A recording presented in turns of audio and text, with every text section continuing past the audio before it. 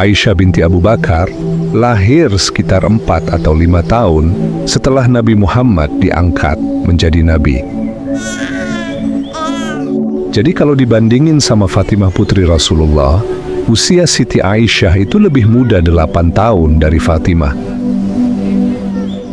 Ayahnya bernama Abdullah bin Abi Quhafah atau lebih dikenal dengan panggilan Abu Bakar As-Siddiq.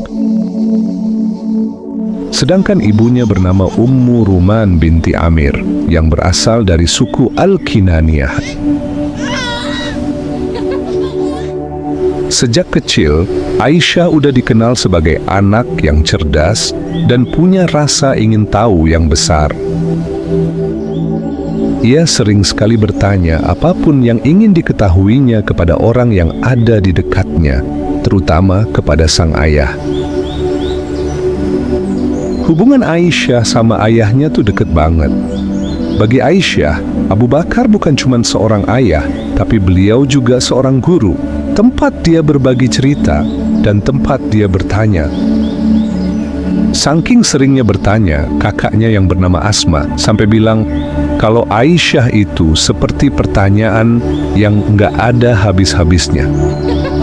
Selama masih merasa penasaran, Aisyah pasti bakal terus bertanya, sampai dia benar-benar paham. Tapi untungnya, Abu Bakar bukanlah orang sembarangan, beliau adalah orang yang berilmu dan bijaksana. Setiap kali Aisyah bertanya, ayahnya selalu bisa menjawab pertanyaannya dengan tenang dan penuh kesabaran. Nah, berkat jawaban dari sang ayah, pengetahuan Aisyah semakin hari semakin bertambah. Hingga akhirnya, Aisyah pun tumbuh menjadi anak yang sangat cerdas di zamannya. Jadi ada kisah menarik nih terkait dengan kecerdasan Aisyah waktu beliau masih kecil. Kisah ini diriwayatkan oleh Abu Daud. Pada suatu hari, Rasulullah datang ke rumah Abu Bakar untuk mengunjunginya. Di situ beliau bertemu dengan Aisyah yang sedang memegang mainan seperti boneka kuda yang bersayap. Rasulullah pun bertanya kepada Aisyah, "Apa itu wahai Aisyah?" Aisyah pun menjawab, "Ini kuda." Lalu Rasulullah kembali bertanya, "Apakah kuda memiliki 2 sayap?" Dengan spontan Aisyah menjawab, "Bukankah kuda Nabi Sulaiman memiliki banyak sayap?" Mendengar jawaban itu, Rasulullah langsung tertawa. Beliau kagum dengan kepintaran Aisyah. Jawabannya terdengar spontan, tapi ternyata benar. Memang dalam kisah Nabi Sulaiman disebutkan bahwa kudanya memiliki sayap.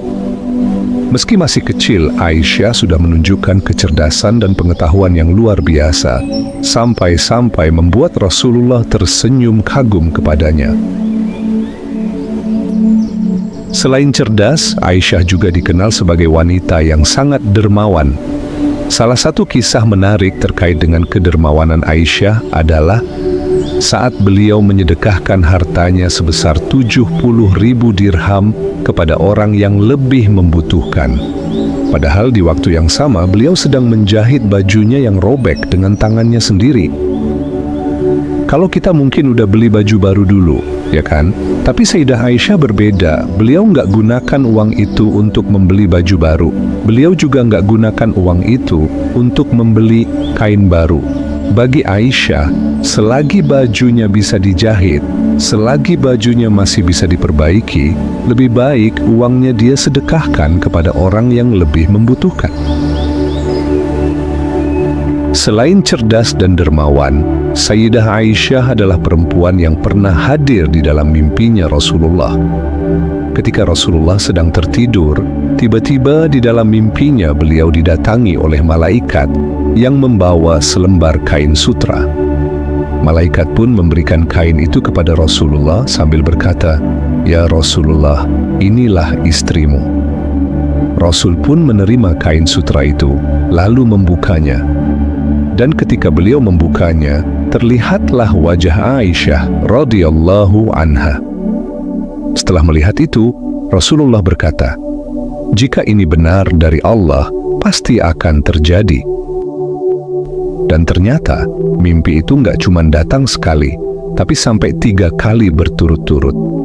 Isi mimpinya juga sama, malaikat mendatangi beliau, lalu membawa selembar kain sutra.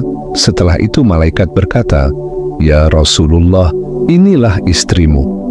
Lalu Rasulullah membuka kain itu, dan kembali terlihat wajah Sayyidah Aisyah. Oh ya, satu hal yang perlu kita ketahui, mimpi para nabi itu bukan seperti mimpi yang kita alami. Mimpinya para nabi merupakan wahyu dari Allah. Nah, ini berarti pernikahan antara Rasulullah dan Aisyah terjadi atas perintah Allah. Allah langsung yang nyuruh Rasulullah untuk menikahi Aisyah.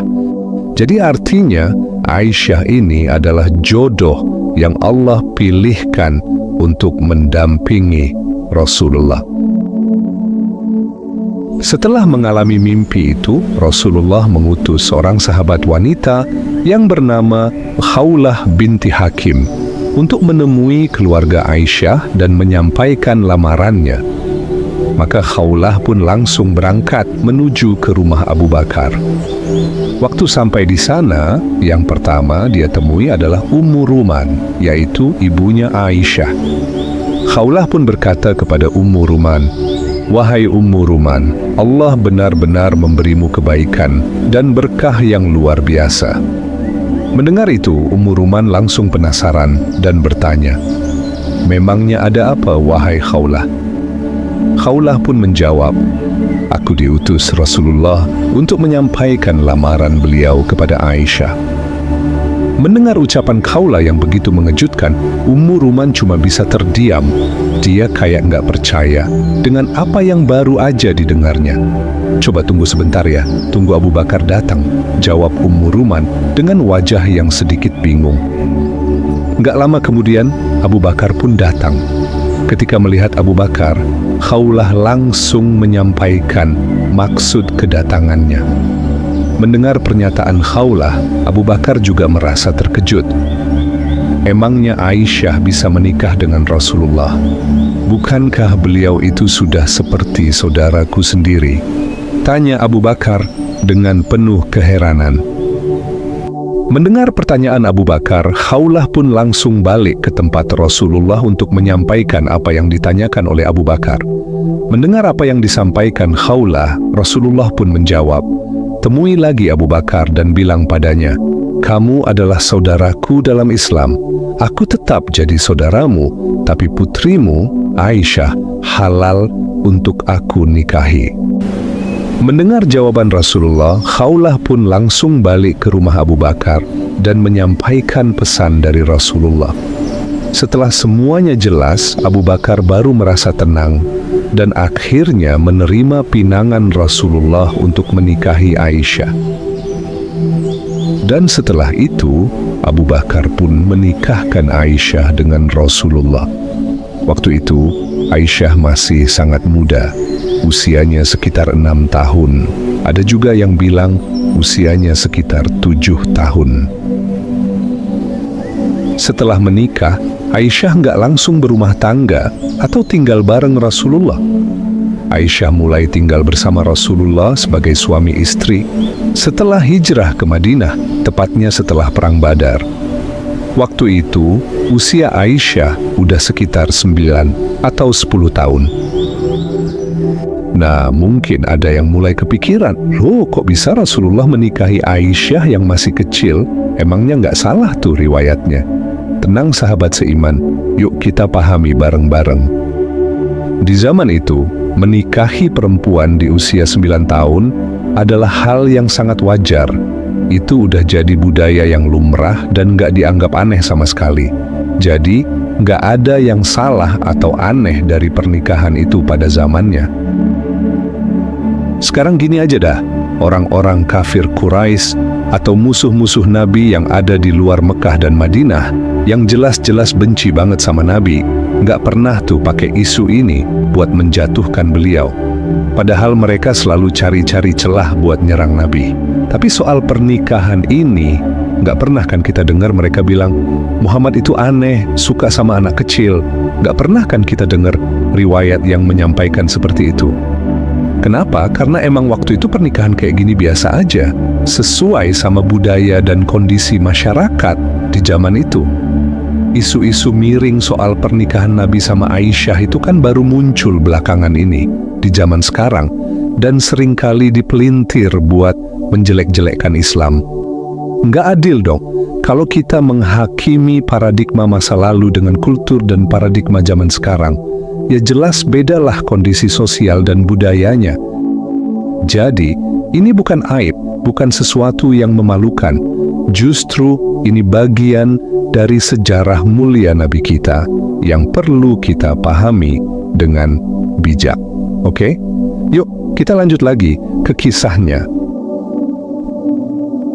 Kehidupan rumah tangga Aisyah dan Rasulullah benar-benar dihiasi dengan rasa cinta dan kasih sayang.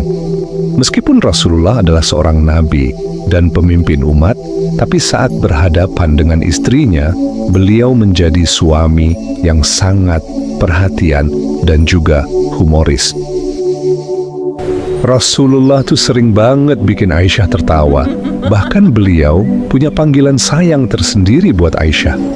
Rasulullah sering memanggil Aisyah dengan sebutan Humairah. Aisyah ini sangat cantik, sahabat seiman. Kulitnya putih bersih dan pipinya itu merona kemerah-merahan.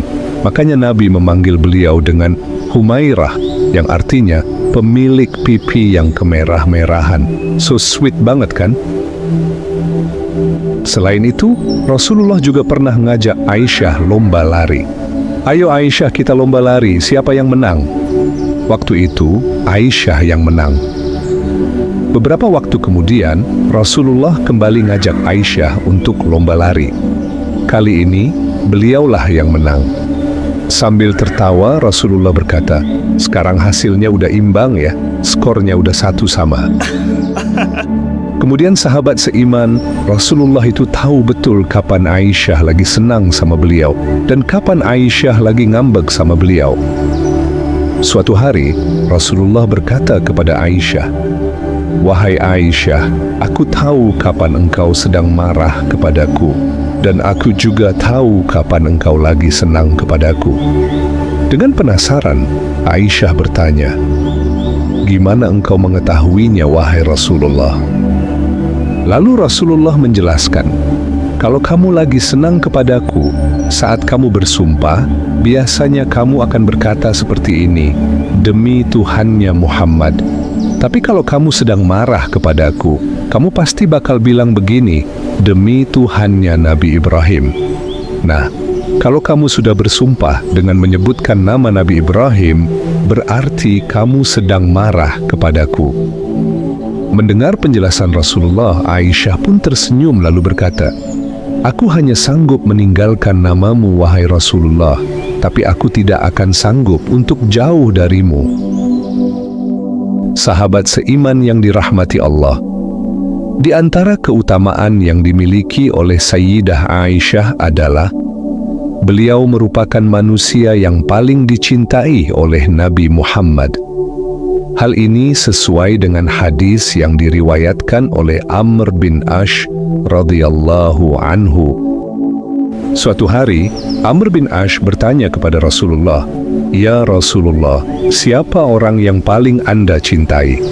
Rasulullah menjawab, "Aisyah, istriku." Amr bin Ash lalu bertanya lagi, "Kalau dari kalangan laki-laki, siapa ya Rasulullah?" Rasulullah pun menjawab, "Ayahnya Aisyah, Abu Bakar As-Siddiq." Keutamaan Sayyidah Aisyah yang selanjutnya adalah Allah Subhanahu wa Ta'ala tidak pernah menurunkan wahyu kepada Rasulullah ketika Rasulullah sedang satu selimut dengan istri-istrinya yang lain. Namun, ketika Aisyah sedang satu selimut dengan Rasulullah, wahyu tetap turun kepada Rasulullah. Hal ini hanya dialami oleh Aisyah saja, tidak dengan istri-istri Nabi yang lain. Kemudian sahabat seiman, keutamaan Sayyidah Aisyah yang lainnya adalah beliau termasuk wanita yang paling mulia dari umat Nabi Muhammad. Hal ini sesuai dengan hadis yang diriwayatkan oleh Bukhari dan Muslim. Rasulullah berkata, keutamaan Aisyah dibandingkan dengan wanita lainnya seperti keutamaan sarit atas makanan lainnya. Nah, kalian mungkin bingung, sarit itu apaan sih? Pada zaman itu, sarit adalah makanan yang paling enak dan paling mewah di Arab. Isinya itu roti yang dicampur dengan kuah daging, pokoknya spesial banget lah. Makanya Rasulullah membuat perumpamaan, kalau Aisyah dibandingin dengan wanita lain yang ada di umat ini, itu sama kayak ngebandingin posisi sarit dengan makanan lainnya.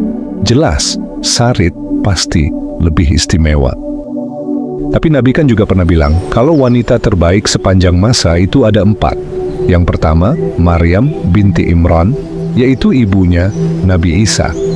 Kedua, Khadijah binti Khuwailid, yaitu istri pertama Nabi Muhammad. Selanjutnya, Asyah istri Firaun. Dan yang terakhir, Fatimah putri Nabi Muhammad. Lalu, kenapa Aisyah nggak disebut di situ? Karena hadis itu konteksnya membahas tentang wanita terbaik sepanjang masa.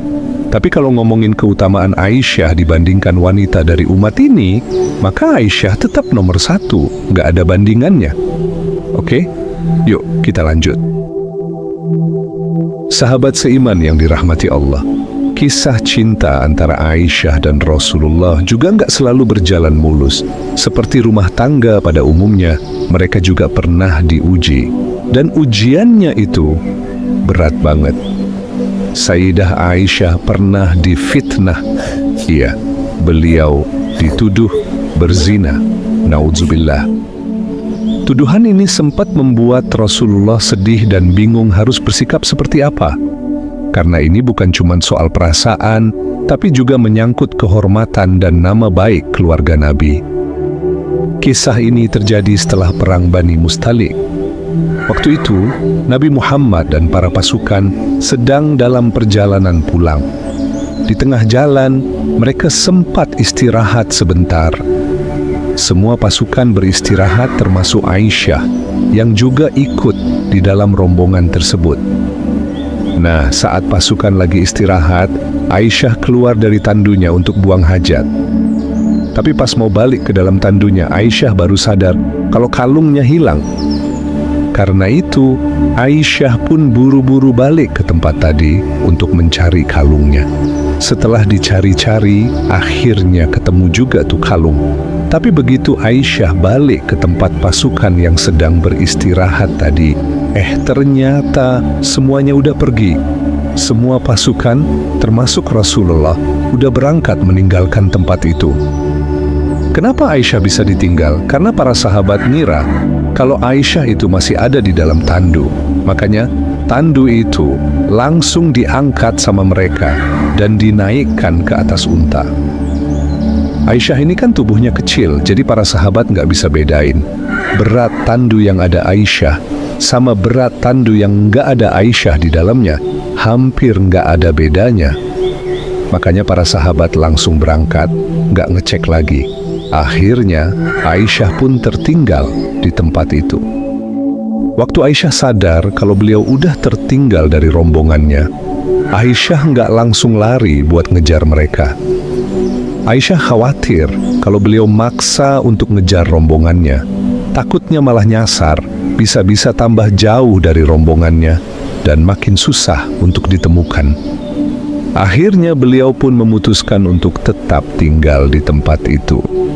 Aisyah berpikir, nanti waktu mereka sadar, aku nggak ada di dalam tandu, mereka pasti balik ke sini untuk mencariku.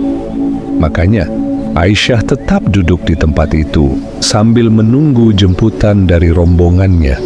Saking lamanya menunggu, Aisyah pun sampai tertidur.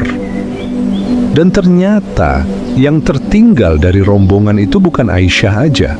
Salah satu sahabat Nabi yang bernama Safwan bin Mu'attal juga tertinggal dari rombongannya karena ketiduran. Waktu Safwan bangun dan sadar kalau rombongannya udah pergi, dia langsung jalan untuk menyusul mereka. Nah, dalam perjalanan inilah Safwan menemukan Aisyah yang lagi tertidur sendirian. Melihat Aisyah lagi sendirian, Safwan pun langsung kaget. Saking kagetnya, dengan spontan Safwan mengucapkan, Astaghfirullahalazim, Inna lillahi wa inna ilaihi raji'un. Inna lillahi wa inna ilaihi raji'un.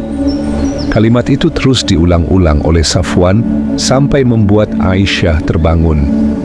Pas Aisyah bangun, beliau juga kaget karena yang ada di situ cuma mereka berdua.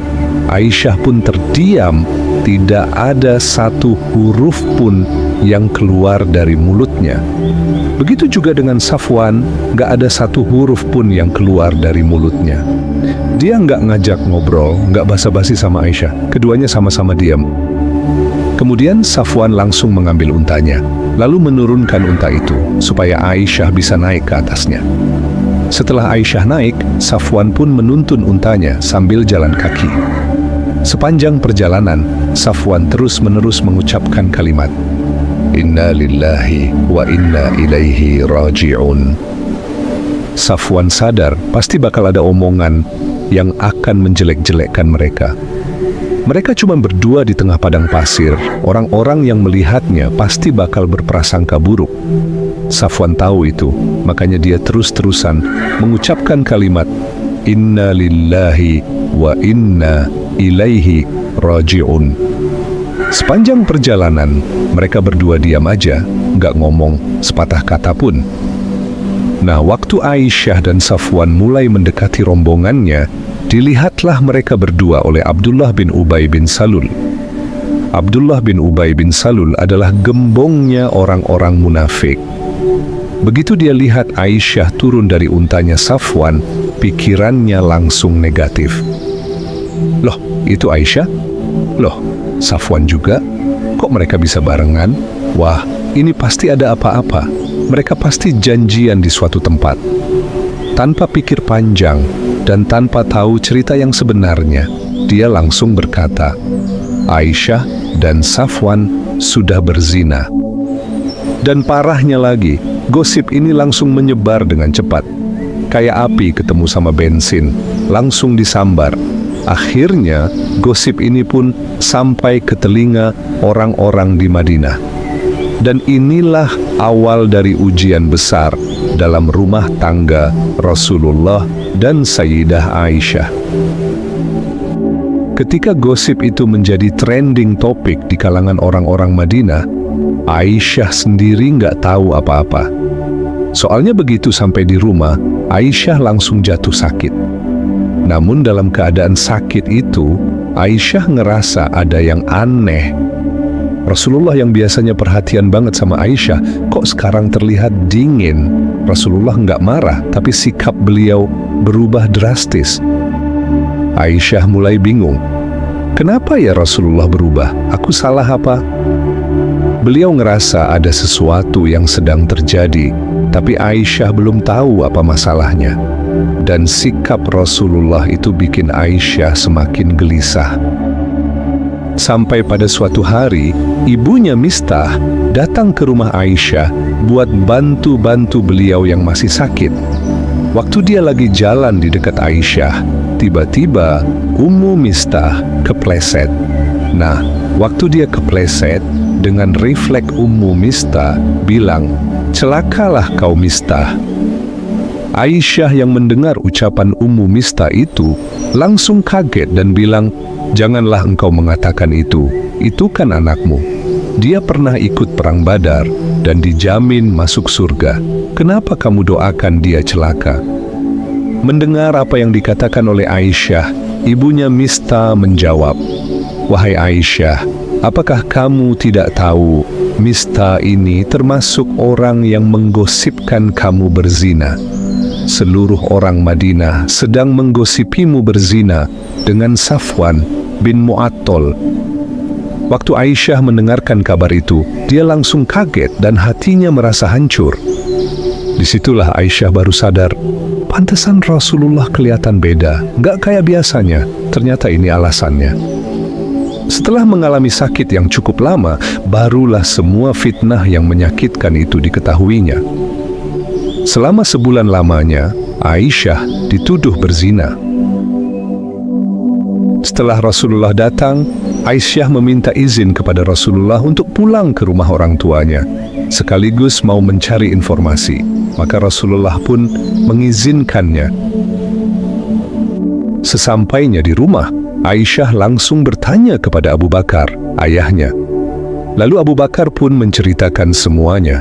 Mendengar ucapan itu, Aisyah menangis sejadi-jadinya. Ia menangis siang dan malam.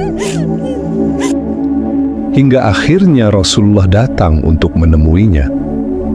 Rasulullah duduk lalu berkata, "Wahai Aisyah, telah sampai ke telingaku bahwa engkau sudah melakukan ini dan itu.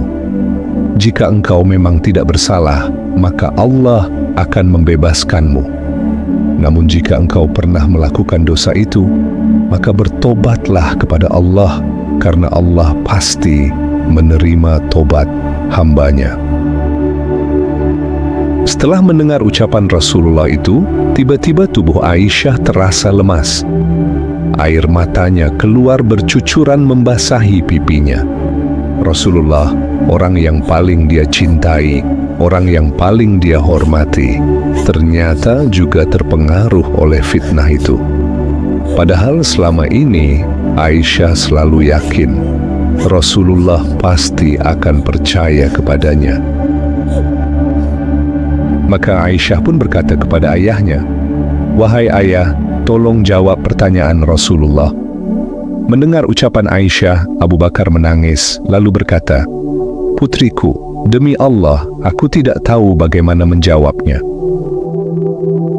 Lalu Aisyah menoleh kepada ibunya dan berkata, "Wahai ibu, tolong jawab pertanyaan Rasulullah." Ibunya menangis dan berkata, "Demi Allah, aku tidak tahu bagaimana menjawabnya." Seketika itu juga Aisyah terdiam. Aisyah hanya bisa menangis karena nggak ada seorang pun yang mau membelanya. Bagi Aisyah, hari itu adalah hari yang paling menyakitkan di dalam hidupnya. Hari di mana semua orang yang paling dia cintai ragu kepadanya. Nggak lama kemudian, Aisyah menoleh kepada Rasulullah dan berkata, "Wallahi, fitnah ini telah menancap di dalam dada-dada kalian. Wallahi, jika aku mengatakan kepada kalian kalau aku tidak berzina dan Allah tahu aku tidak berzina, demi Allah, kalian tidak akan ada yang percaya kepadaku. Dan seandainya aku katakan kepada kalian bahwa aku berzina, padahal Allah tahu aku tidak melakukannya, niscaya kalian semua percaya bahwa aku berzina. Demi Allah, tidak ada lagi yang dapat aku katakan kepada kalian kecuali apa yang dikatakan oleh ayahnya Nabi Yusuf. Fasabrun jamil, wallahul musta'an wa ala muttasifun. Aku adukan masalah ini kepada Allah, Allah lah tempat aku berlindung.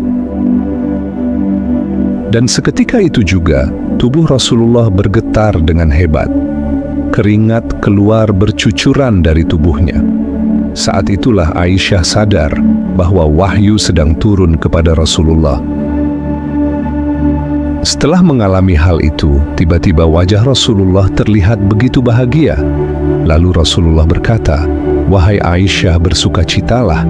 Allah Ta'ala telah membebaskanmu dari tuduhan orang-orang munafik." Mendengar ucapan Rasulullah, Ibu Aisyah langsung berkata, "Wahai Aisyah, bangun dan ucapkan terima kasih kepada Rasulullah." Lalu Abu Bakar juga berkata, "Wahai Aisyah, bangun dan ucapkan terima kasih kepada Rasulullah." Mendengar ucapan ayah dan ibunya, Aisyah pun berkata, "Demi Allah, aku tidak akan memuji dan bersyukur kepadanya. Aku hanya memuji dan bersyukur kepada Allah. Aku hanya akan memuji Rabbku." Aisyah kembali melanjutkan, "Aku tahu bahwa Allah akan membebaskanku.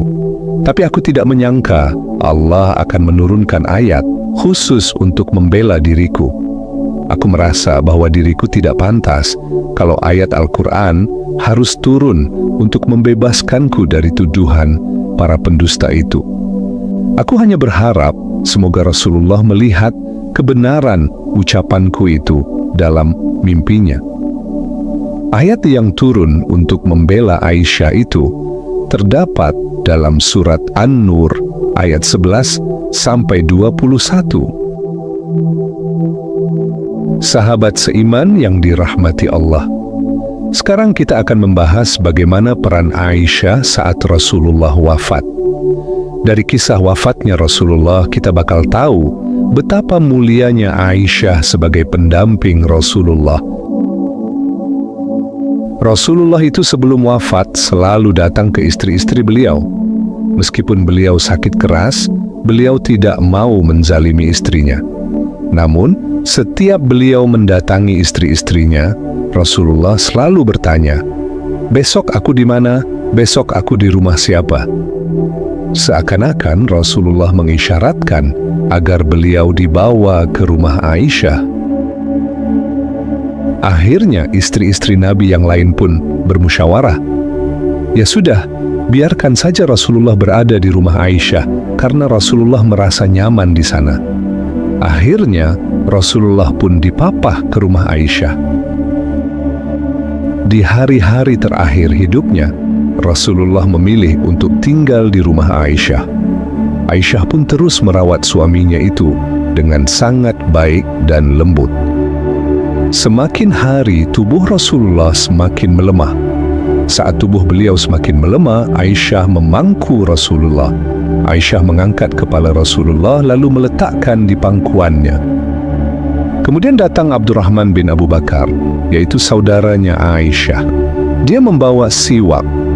Rasulullah melihat Abdurrahman yang sedang bersiwak. Aisyah tahu kalau Rasulullah itu suka bersiwak. Maka Aisyah pun berkata, "Ya Rasulullah, apakah kamu ingin bersiwak?" Rasulullah memberi isyarat dengan kepalanya. Lalu Aisyah pun mengambil siwak itu untuk Rasulullah. Siwak itu kan keras, teman-teman. Bentuknya kayak ranting-ranting kecil. Nah, karena keras, siwak itu nggak bisa langsung dipakai gitu aja. Harus dilembutin dulu. Aisyah tahu itu. Makanya dikunyah dulu siwak itu sama Aisyah sampai lembut, baru dikasih kepada Rasulullah. Makanya dalam hal ini Aisyah mengatakan, "Di antara kemuliaanku yang tidak dimiliki istri Nabi yang lainnya adalah Allah menjadikan ludahku yang terakhir bertemu dengan ludahnya Rasulullah sebelum beliau wafat." Gak lama setelah itu, Rasulullah pun wafat. Rasulullah wafat dalam pelukan Aisyah.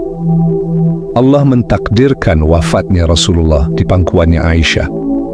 Gak mungkin orang semulia Rasulullah Allah wafatkan di sembarang tempat. Ini menjadi bukti bahwa Aisyah adalah wanita yang sangat mulia. Bahkan Allah memilih rumahnya Aisyah menjadi kuburannya Rasulullah sallallahu alaihi wasallam. Setelah Rasulullah wafat, Aisyah nggak pernah menikah lagi. Padahal waktu itu umur Aisyah masih 18 tahun, masih muda banget. Tapi beliau memilih untuk tetap sendiri, menjanda selama 48 tahun sampai akhirnya beliau wafat di usia yang ke-66 tahun. Dan yang lebih luar biasanya lagi, Aisyah adalah satu-satunya istri Rasulullah yang nggak pernah menikah dengan laki-laki lain selain dengan Nabi Muhammad. Jadi suami Aisyah itu cuma satu, cuma Rasulullah sallallahu alaihi wasallam. Sebelum wafat, Sayyidah Aisyah radhiyallahu anha benar-benar mendedikasikan hidupnya untuk umat Islam. Beliau jadi sosok penting yang meneruskan ilmu dari Rasulullah. Bisa dibilang, Aisyah itu kayak penerus Rasulullah dalam membimbing umat, terutama dalam hal ilmu dan pemahaman agama. Bahkan Imam Syihab Az-Zuhri, salah satu ulama besar dan ahli hadis, pernah bilang, ilmu Aisyah itu sangatlah luas. Nggak cuma itu, sahabat-sahabat Nabi juga sering datang ke Aisyah buat bertanya, berdiskusi, bahkan konsultasi dengan beliau. Abu Musa al-Ash'ari, salah seorang sahabat Rasulullah, juga pernah bilang, Kalau kami para sahabat bingung dengan sebuah hadis atau butuh penjelasan, kami sering bertanya kepada Aisyah dan dia selalu bisa menjawabnya. Aisyah binti Abu Bakar merupakan satu-satunya wanita yang mampu meriwayatkan lebih dari 2.000 hadis Nabi Muhammad. Makanya banyak yang mengatakan kalau Aisyah adalah wanita yang paling cerdas dari umat ini. Nggak ada wanita dari umat Nabi Muhammad yang lebih cerdas dari Aisyah. Ilmunya itu luas banget, hafalannya kuat, pemahamannya tajam, dan cara beliau menjelaskan sesuatu juga bikin orang mudah memahaminya. Jadi nggak heran kalau Aisyah dijuluki sebagai wanita yang paling cerdas dalam sejarah umat Islam. Aisyah radhiyallahu anha terus mendedikasikan hidupnya untuk kaum muslimin. Selama berpuluh-puluh tahun, beliau terus mengajari, membimbing, dan menjawab pertanyaan-pertanyaan para sahabat dan kaum muslimin.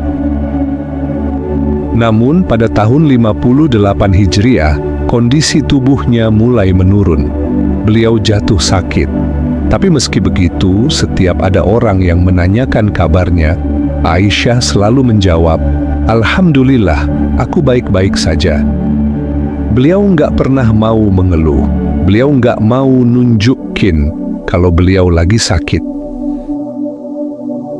Hingga akhirnya, pada tanggal 17 Ramadan tahun 58 Hijriah, Aisyah, sang guru besar kaum muslimin, Ummul Mukminin, istri tercinta Nabi, menghembuskan napas terakhirnya. Selamat jalan wahai Aisyah binti Abu Bakar. Selamat jalan wahai Ummul Mukminin. Engkau adalah istri Rasulullah di dunia dan engkau adalah istri Rasulullah di akhirat. Wallahu a'lam bissawab.